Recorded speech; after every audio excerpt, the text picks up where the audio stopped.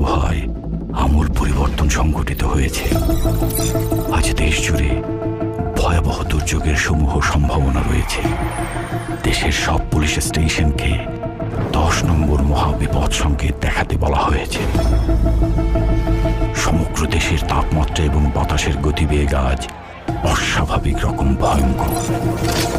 সমগ্র দেশবাসীকে তাই আজ যে যেখানে অবস্থান করছেন সেখানেই অবস্থান করতে অনুরোধ জানানো যাচ্ছে।